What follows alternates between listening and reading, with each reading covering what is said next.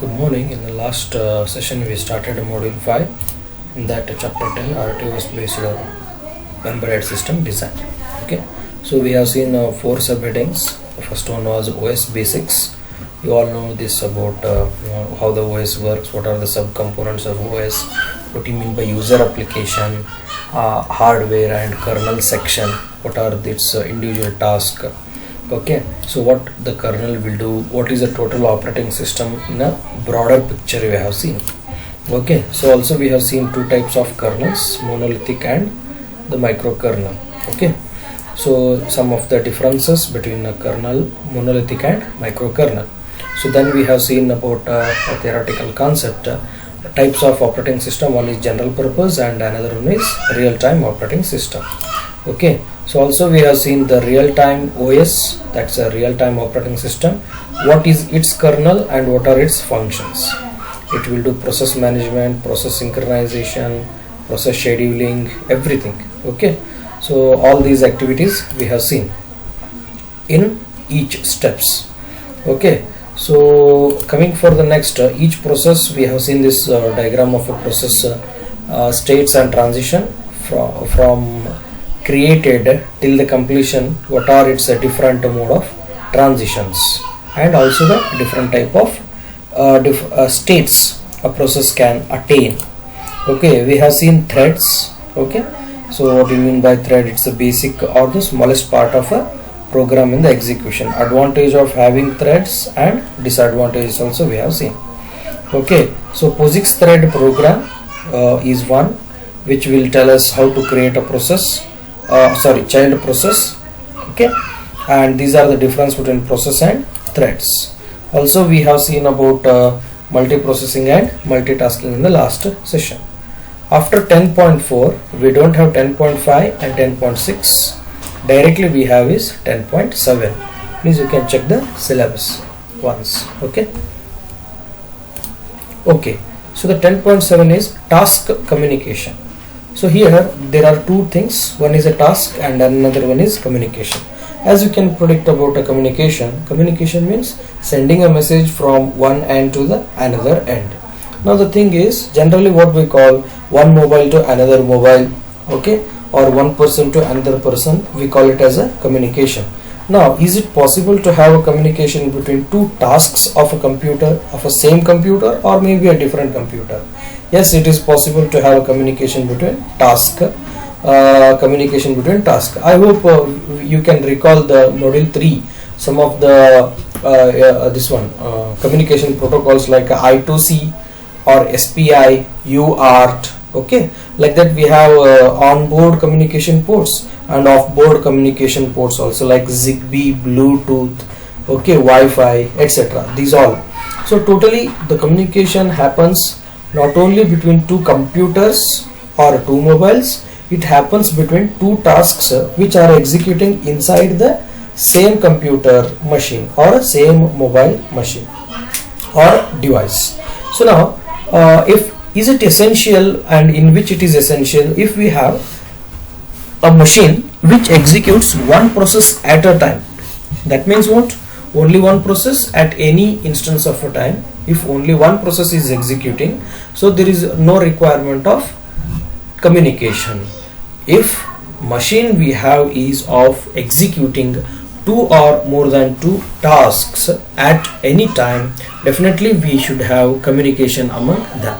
Sometimes it is required to have a communication, sometimes it is not required, but the device should have capacity of providing a communication if 2 process or 2 tasks need to communicate with each other. Now the condition why we should have the communication, if it is capable of establishing communication between tasks, then it avoids a possible occurrence of a deadlock. Hope you all know about a deadlock in your operating system. Okay, so deadlock means 2 processes are trying to execute 2 separate tasks but using same resource. So the problem is what? One process holding resource A, another process holding resource B. Process 1 wants A as well as B. Process 2 wants A as well as B. No process wants to give whatever they are holding presently without leaving the presently holding resource. Still they are requesting other resource which is controlled by other process. That is the best definition of deadlock. Okay, now so if we want to avoid such a possible occurrence of a deadlock, definitely we should have communication among the tasks. Okay, so now there are two concepts, cooperating process and competing process. The first one is simple. There is a mutual understanding between processes, maybe two or more than two. All these are mutually understanding. So now what you mean by mutual understanding is one process waits for resource till other process completes the execution. A process is holding a resource M, B process is holding resource N. So if process 1 wants M as well as N, it will not simply compete unless it will wait till the other process completes the execution. But it is not a correct and also the realistic approach, because sometimes what is the case is like processes A itself is more important than process B. Okay, then definitely process B should suspend itself, or it is suspended by OS, so that the resource N is given back to process A or first process. So now even though we used to say the processes are cooperating with each other, it won't happen all the time. Some process may try to compete with each other to get the resources. So such a process who are in competing with each other are called as competing process group or processes. They keep on requesting or they try to acquire same resource which are currently held by other process. So these are called as competing process. Okay, now can we solve competing process? Yes, we can solve using process scheduling techniques like FCFS, SJF, SRF, round robin, etc. Okay, now how we can establish a cooperation? We can establish through sharing method and we can establish through communication. So this is again the simple method. So make a processes cooperative such that it's through sharing. See, simple way is how to understand this situation is there is only one TV in the home and two brothers wanted to watch. One person want to watch a football, another person want to watch a cricket. See, now they don't have any other option like a mobile or etc. So they have to watch only on the common TV.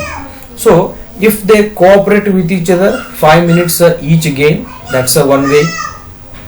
If they try to compete, nobody may get a good or satisfactory visual of the game, both their choice. So here they can share so that both will get work done. Now the next one is what? Communication. So cooperation through communication. What is the communication here is like first person is watching, second person may be busy. Once first person finishes his work, he can inform the second person such that the second person can come and take over the resource for his execution. So here sending a message that first person completed a work or second person starting a work, that is done through some proper communication. Okay, so now how we can perform this sharing of this communication between the task is, the first way is shared memory. I hope you can see here in the picture there is one process 1 and process 2. They have some common shared memory area. Here in this area it may be some variables like a global variable, it may be some interrupt table, etc. Anything, it's a resource. This is shared among the two processes. There is no differentiation that process 1 has a more priority or more authority over the data area than process 2. Both are equal. Okay, so now what are some examples? I hope you can easily understand if I tell you the some examples like college notice board and bus route board, etc. See, college notice board, all the students have equal priority as well as authority to watch the circulars on the notice board.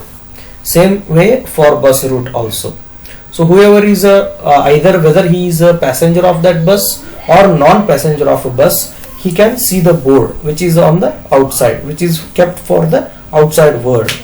Okay, now to implement this shared memory, we have two methods. One is a pipes and another one is memory mapped objects. Okay, so you may get a question in examination, write a short note about shared memory. So you have to include this pipes method and memory mapped objects method. So let's take the first one, pipes method. First I will try to explain the diagram so that you can easily understand this concept. Okay, see, now there is one process. This is same as a shared memory. There is one process which will write a equal to 10 in this area. Let's assume there is a value for, there is a space for variable a but not yet defined. This process 1 will enter and he will write a value for a equal to 10. So process 2 reads a. So what he will read? He will read it as a 10. So what we feel, because of some activity data is stored, because of another activity data is forwarded. See, like this, 10 here to here. So this is what this area which is a shared, it acts as a pipe from one environment to another environment, it has transmitted. Okay, so this is, as I told, this is a section of a memory. It's part of a memory or any memory location which is shared among memory multiple processes. Now here is a client server architecture. Now you can see client server. Please remember this. Server means one who writes the data. Client means one who reads the data. Say for example, if you want to check VTU results. So I am a client, so I will give a USN. So immediately I will give USN, I will get the result. Who has stored that result is the server. Okay, so as I told, who has created a pipe is called a server. Who is joined, who has joined or who is accessing is called as a client. So VTU person will upload the data result values, what for which subject, which marks, for corresponding USN. They will upload. As a client we will join them and get the data. Okay, so data may be unidirectional or bidirectional. So what do you mean by unidirectional? Like circular from the website, university website. What about a bidirectional? Through the same website we are going to apply for revaluation or exam application. That means bidirectional means from both the side. Say for example, how this case, if process 1 always writes and process 2 always read, it's a unidirectional. If process 1 writes, process 2 reads, or later process 2 writes and process 1 reads, then it is bidirectional. I hope you understood. Process 1 writes first, process 2 reads, and after reading again it will also update and process 1 will take changed value. That means bidirectional data flow. So this pipe can be two type, named or without named. If pipe has a name and detail, it is called as named pipe. If pipe is without a name, it is called as anonymous pipe. I hope it's a very simple concept which you can easily understand. So the next one is little important, memory mapped objects. So please practice this diagram, memory mapped objects. You may get in your IA as well as in a university examination. This is slight important than the previous one. See, this is an area. This is an area, okay, in which this area is shared between, you can see here, process 1 and process 2. I repeat, process 1 and process 2.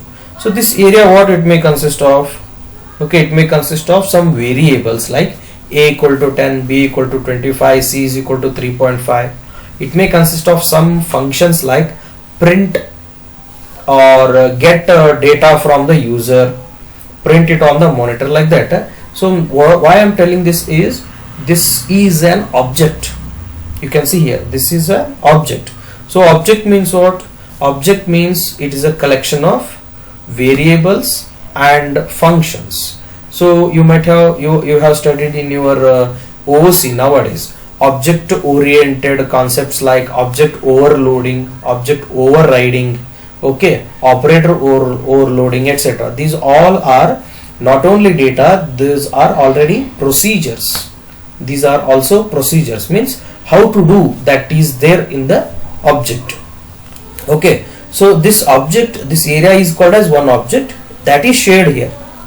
Now the point, see this is shared between process 1 as well as process 2.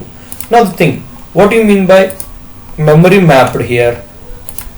Okay, so memory mapping means, see this very simple concept here is, so this object not only consisting of variables, it will also consisting of functions or the routine, what are the sub activities when the particular kind of data is supplied or collected.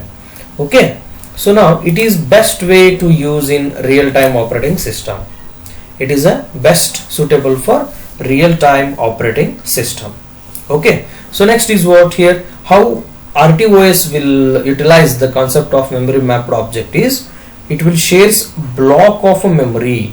I repeat, it shares a block of a memory which is called as an object among multiple processes. Okay, among multiple processes. See now the question, why we should mention the word sharing block or a block of a memory is, object means what? Object means it's a real world entity like a student, like car, like employee. See, this is a real world existing. If it is a real world existing, what are the how we should store a feature like features of a student, his USN, then his semester, his marks, these all are real world data. So those should be stored in memory particularly. So we cannot say in some virtual space we can store a data. We have to store it somewhere in a physical memory. So if that is a physical memory, definitely we can say it's a block of a memory. So that should be shared among multiple processes. Okay, so how to before we can share, it should be created. It should be created and we should reserve a memory. Now the question here, let me type something which you may know. A new function. I hope you know this presently. New function. It is used to create an object. If you say creating an object, what is the definite thing about creating an object is, definitely we are going to reserve a memory. If we create, if creating an object is success, the space for it is reserved, and also the space which is reserved, that itself is shared. I hope you understood now. The space which is reserved for an object, that itself is shared. Okay, now on this area of a object, can we have a read functions or can we have a write functions, or both allowed? Both are allowed. That's the way.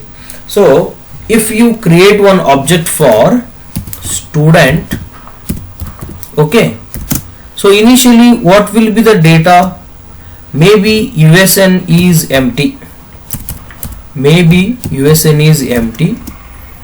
Name, you know, okay, name is like JCET, etc. Okay, some other details are there like address. Address is Hubli. So these all data is already given, but USN is not given. USN means unique identification number, something like unique university seat number, no. So in the same way, after that decision, they will give us a USN for a college called 2JH. See now, earlier it was not there. Okay, so USN was empty. Now it has been given. That means just now we have written. Does it mean the object was not present earlier? It was present, but it's some feature were not defined. Okay. One more example, if I create one object related to student who took admission for a first semester in the month of this one, July 2021, his marks for the first IA will be empty because exam is not yet conducted. Once exam is conducted, then data will be updated. So that means what? not only by creating a object, immediately after creating object we cannot say all data or all its attributes are initialized. They may be written little later time. Once they are written later, after that we can read. See, first student has joined first semester, IAs are not yet over. So can we send a result? Even if you even if you try to send a result, exams itself are not yet performed or not yet done. So definitely data will be empty. Once exams are over, we will update his marks. That we can fetch and send a message to the parent. In the same way, write and read both are allowed. So who will performing write and read? I hope you know the pointer. This pointer, okay, in your OOC, always this pointer works. Okay, in our microprocessor we call it as a PC, program counter.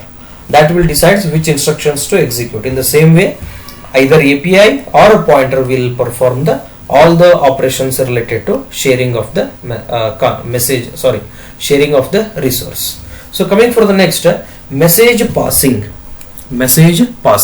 So first whatever we have studied is task communication. So how that communication takes place. Now message passing, as I told, between two tasks, if there is a communication, we have to send something. That sending something itself is called as message. Okay, so there are three methods: message queue, mailbox and signaling. Before going to the sub steps, let's see what are the features. So message passing means from one task to another task, send something. So now this question is important. Send something, we said, no? Something is what? Should it be a data?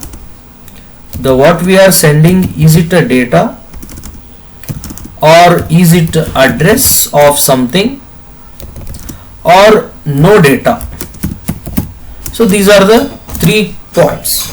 Can we directly send a data between one process to another process, or can we send only the address, or without a data can we have some communication? Okay, we'll see to it. So here message passing means it can based upon these 3 methods, we can say sometimes we are sending data, sometimes we will send address, sometimes no data no address, still it is called as communication. Okay, we will see to it how actually it is logically work. If we start the next point, you will easily understand this. Here you see the first one I am starting, message queue. So there is one process, okay, that want to send a message to another process too. So this is a queue. Queue means what? First input, first output. First input, first output. This process 1 wants to send a message hi to process 2. So what happens here? It will send a message to the message queue. Message queue will forward it to process 2. Process 2 is said received the data. Okay. So now here, can we send only data? Yes, we can send the data. Can we send address of something? You can assume here a memory and location. That location is presently holded by process 1. So process 1, or it's a pointer. So will it to send address? Yes, it can also send an address. That means what? In a message queue, there is no restriction that we have to send only data or address. We can send either data or address or both. Okay, now here what happens? Okay, here process 1 has sent. For some time process 2 is busy with some other work, it will not collect. So should this message queue neglect it, or should it hold till the process 2 receives? It depends upon 2 modes. One is a synchronous message queue, asynchronous message queue. If it's a synchronous message queue, please listen, if it's a synchronous message queue, process 1 what has sent, process 2 is not yet received, message queue wait for some time. If process 2 does not attempt for receiving, then message queue will neglect it because timeout activity. Whereas in asynchronous, message queue itself waits till process 2 collects the data from the process 1. Okay, That means there are two methods. One is a synchronous, which is a time bounded. Another one is asynchronous, which is a time independent approach. So no matter how much time process 2 will accept, keep on waiting till the process 2 will accept. Okay, so that's why I told Q means FIFO channel, first in first out channel. So this channel itself is a message queue. This is a buffer which holds a message for a temporary time. There are three sub activities: send, one who transmit a message; receive, one who collects the message; message queue, one it is a buffer to store the data temporarily. It's a temporarily. Okay, as I told, this message queue is a it can be either synchronous or asynchronous. If message queue waits till process 2 receives, it's a asynchronous. If message queue neglect the content because of process 2's not response on time, then it is a synchronous. Okay, so now comes the third one here, message passing mailbox technique. So what do you mean by mailbox here? I hope you can see. Have you seen about a chat box or chat room concept? The same it is, chat room. So first person will create a mailbox. First person will create a mailbox. So he will send a message. He is called as server. He is called as server. So remaining all can join or they can neglect. Whoever joined, they become client. Okay, they become client. Whereas this one, whoever has rejected, they will be out of this concept. Okay, now the question, one who created this mailbox is called as mailbox server. One who created this mailbox communication is a mailbox server. What about a mailbox client? One who accesses it. Okay, you can see the Zoom classes whatever we have did so far. So the class sessions I have created, so that I became a server. I have a configuration control, like student making them mute, unmute. Okay, if some student make this one lines on the screen, I can erase, etc. These all whatever we did. Okay, that is a one concept. So again, as I told, it's a pointer based approach. Why it is a pointer based approach is, see here, if task 1 wants to send a message only to task 2, so this task 1 should maintain one pointer in this mailbox. Okay, it corresponds to task 2. Not all the time task 1 want a message to all the tasks at a time. Sometimes it is a point to point communication. So that is to be implemented, which makes security. Okay, to perform this, it's a pointer based approach. Okay, this concept is, again as I told, it is used in the real time operating system, and it's a one way messaging technique. Only server will give a data towards the clients. Okay, that is what the second one, mailbox. Third one is slight interesting than the other two. That's a signaling. Okay, signaling, very simple definition, let me tell you, is, if I tell you one thing, here you can see the college bell during examination. Now one interesting thing is, do that college bell send any signal to, any data to the students or the invigilator? No, but still it's one of a message passing technique. See here how the exam at 1:30, the bell in the bell at the time of 1:30 indicates student should enter the classroom or exam room.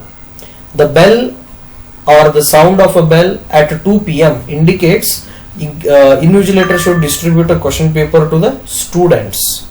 Okay, so the exam bell at 5 p.m. will indicate students should return the answer booklet to the invigilator. So that means what? There is a concept, there are some activities takes place based upon this bell. Really speaking, there is no data, but because of this sound, some activities will change, like issuing of a question paper, collecting back the answer sheets, etc. So this is what will takes place. Okay, so it's a asynchronous. That means what? if there is a bell exactly at that time, all the students should supply, or all the students are getting the question paper? No, it will be slight vary. See, immediately after bell, first bench student will get a question paper, but last bench student will get a question paper only after 5 or 10 seconds. Same way, 5 p.m. first student will give the answer booklet, but last student will give the answer booklet after some 1 minute late or 30 seconds late, etc. That's why it is asynchronous. Okay, so here you can see a source process will fire a signal. Fire means broadcast. The that is called as server. Okay, the server. The responding process will generate appropriate signal. See what your brain will tell to the once you hear a sound at 2 p.m. that invigilator give you the question paper. So same brain will define the bell sound at 5 p.m. that to your hand what it will tell. Okay, now stop writing, give the answer sheet to your invigilator. Like that, the signaling means there is no data transmission actually, but some activities are modified. Okay, from because of the rise of a signal. Okay, so the next one we have is remote procedure call. Okay, remote procedure call or sockets. Okay, so now the word indicates remote means from one place to another place. Procedure and call means what? Here you can see. First you check the diagram. There are two CPUs. Please observe here. CPU number 1, CPU number 2. So first CPU try to fetch data from the second CPU. Second CPU will give the data to the first CPU. Both are connected via network. So what happened here? Both CPUs are both process. I repeat, this process 1, process 2.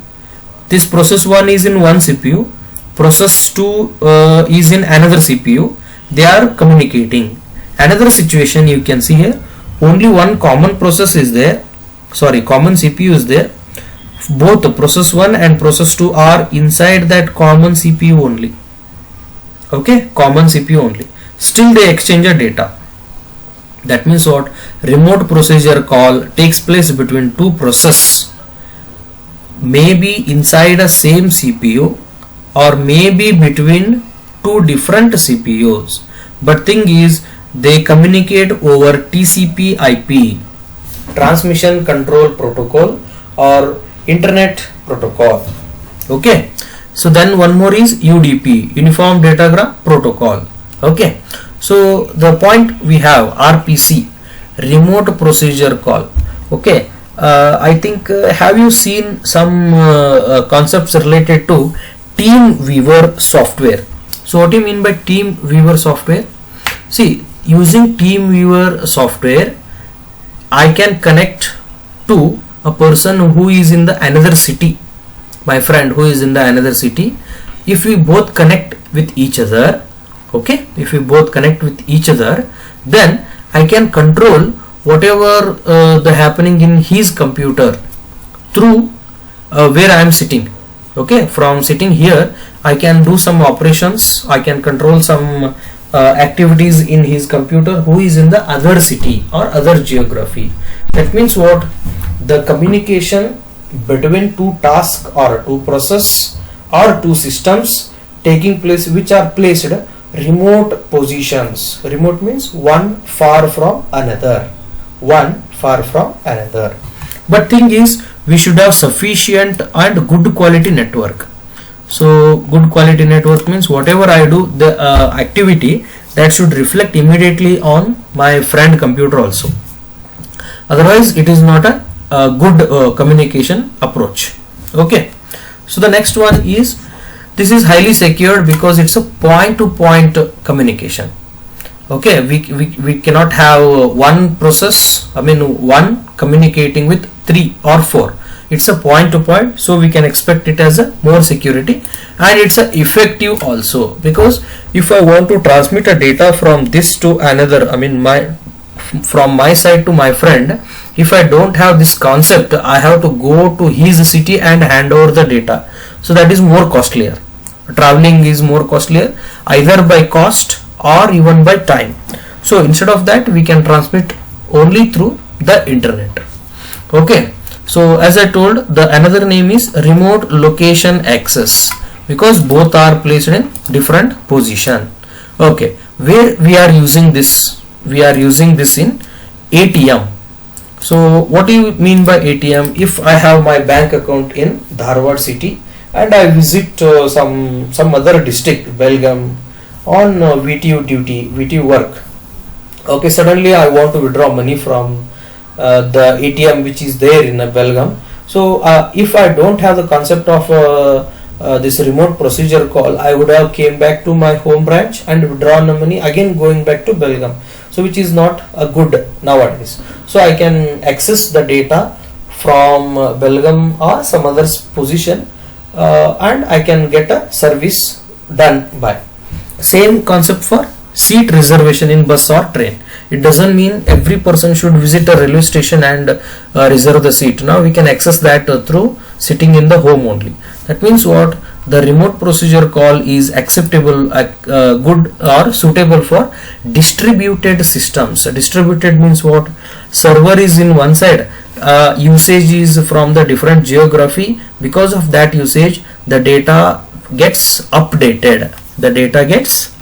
That's what the idea of the distributed systems. Okay, again this RPC can be either synchronous or asynchronous. So what do you mean by synchronous and asynchronous here? Synchronous means time based. See, now here you can see very simple way. You wanted to search for your result. So you are sitting here in your CPU, you will open a Google or a browser. So you will enter that URL. The server side, VTU server, it also has an active process. So you will give that. You will give the request. So the server is not reachable. So what it will tell? Timed out. I hope you have experienced this. Timed out. So how it got to know it's a timed out?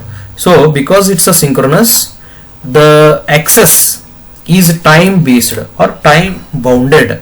So within that amount of a time, if communication established between the client to the server, if it happens, it is called as synchronous.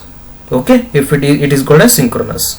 Sometimes what happens, some of the servers or some of a communication, if it is asynchronous, okay, what happens is it will not give any error message like a timeout. It keeps on trying to establish a communication between source and destination or client and server. Once the data communication establishes, then data exchange starts. So there is no time limit. So at any instance of a time, it can go for connection or it can go for the establishment of a connection. That is called as asynchronous. Okay, here as I told sockets, okay, the data transmission, I think you have studied in your present DC subject, the data transmission taking place in terms of two modes. One is a continuous mode and another one is discontinuous or discrete mode. So what do you mean by continuous mode? I hope that is the difference between datagram and TCP. Okay, UDP and TCP protocol. Okay, so socket means it's a logical endpoint between two-way communication channel. So it will tell communication, data exchange between source and destination is completed. It is the last point which will tell us activities are completed. Okay, that is called as socket. So that means what? For every message we will check whether it is a socket or not. Socket or data socket or end socket. So if it is a data socket, accept and process. If it is an end, after this socket, the connection will stops. I hope you can see something like exit, sign out. So what happens if you click on a sign out? Suddenly communication between client and Facebook, client and Google, or client and Gmail will disconnected unless next time login. Okay, or sign up. Right. So that's called as socket. There are two type of sockets, stream socket and datagram socket. Stream means it's a continuous, datagram means discrete. You might have studied the difference between connection oriented and connectionless. So what do you mean by connection oriented and connection independent? See here, so connection oriented means first connection takes place, then data transmission. First connection takes place, then the data transmission, like cable TV. So what happens if we turn on a TV with the DTH? First the DTH will on the TV you can see some signals like connecting. Okay, connecting. So what happens that time? Unless that TV or a DTH connects with the server, we cannot see the functions on a television. So once connection is success, then program starts. But what about sending a message to my friend over the mobile? I am not telling about WhatsApp or something, general text message. So I don't know whether his mobile is off, on, in the network or not present in the network. Simply I will open up my friend number and send hi, where are you message.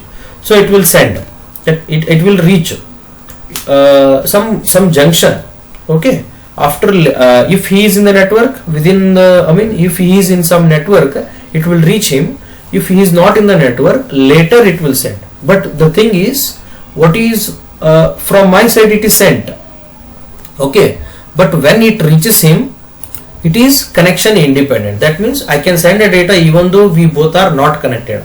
The same is not correct for WhatsApp video call.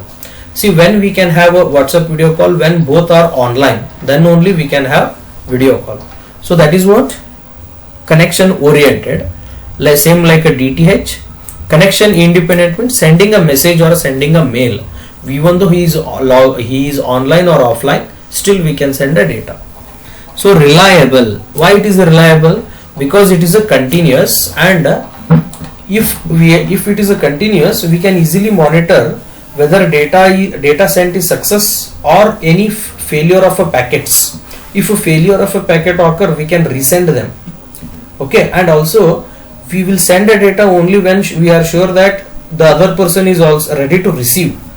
Okay, that means what? We can say confident, right now he is ready to receive, so only we are sending a data. Okay, so why it is datagram is less reliable? Because we are not sure the other side person is ready to collect or not, still we are sending. That means what? If that person is not ready to receive, then sending a message is a waste of an attempt. That's why nowadays online messages are popular than the normal text messages. Okay, since it's a reliable and effective, definitely it is a more cost. Why it is? It's a continuous. Discrete has a less reliability, definitely it will be a lesser cost. Okay, so that's what for our today's discussion. So here we have some of the revision point. As I told you, one question you can expect as a broader, explain task communication. So task communication means between two or more than two tasks there should be a communication. If processor or computer is executing only one task, no need of communication. If process is executing two or more than two, then it is important to have a communication.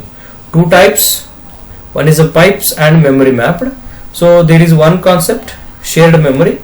So this is one diagram you should write. So pipe and memory mapped. Pipe means one process will write, another process will read. It's a unidirectional. The same second process who has read will update the earlier written process, now it will read. That's a bidirectional. If pipe has a name, it's a named. If pipe doesn't have a name, it's an anonymous pipe. Memory mapped object means this is really real world object like a student, employee, that is shared between processes. And since it is an object, definitely it will have some space in the memory. That's why it is called as memory mapped. Okay, so it allows both read and write. Pointers are used for accessing the area. So message passing techniques. Okay, so So message passing technique means message queue or mailbox are signaling. Message queue means from process 1 it will send a data to the queue process to the process 2. It can be both, either synchronous or asynchronous. Synchronous means within a time it has to reach. Asynchronous means at any time process 2 can collect the data. Okay. So mailbox means there is one common box. The server, mailbox server creates it. Mailbox client accesses it. Okay. So it is also a pointer based approach. Signaling, I told the example here, data transmission not takes place, but real whatever the data should be conveyed or information is conveyed, the same is done over a signal. So that's the final point. Final is a remote procedure call and sockets. Okay, thank you.